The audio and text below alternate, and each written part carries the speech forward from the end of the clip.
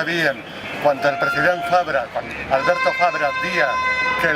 el tancament de Canal 9 era per a pagar diners per a la discapacitat, per a educació, per a sanitat, que era una mentira, perquè nosaltres ja estàvem patint la congelació de les subvencions des de l'any 2008.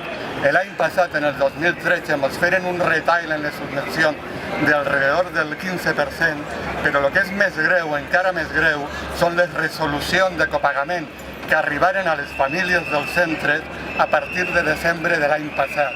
Aquestes resolucions de copagament són il·legals perquè incompleixen les pròpies normes estatals i els propis decrets del Consell. S'incompleixen, són il·legals, però a més són totalment injustes perquè no tenen en compte que les famílies ja estaven pagant des de fa 20 anys, ja estaven pagant serveis essencials per als centres, com són els serveis del transport. Penseu que n'hi ha comarques, la Val d'Albaida, la Plana d'Urgell, la Foia de Bunyol, que només que n'hi ha un centre ocupacional i que per tant qualsevol persona que vulgui que el seu fill estigui atès té que pagar el transport per anar a aquest centre. És injust perquè no té en compte això i aquests pagos que ja s'estaven fent i perquè s'està cebant con especial sanya en aquelles persones més necessitades.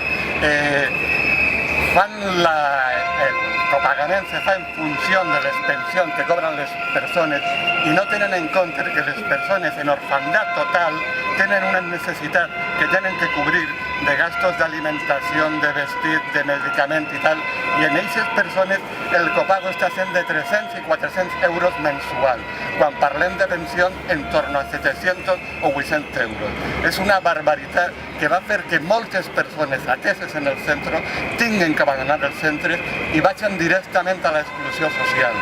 Evidentment, la manifestació d'avui, la concentració d'avui, possiblement la concentració més numerosa del sector de la discapacitat, evidència que el Consell de la Generalitat Valenciana està mentint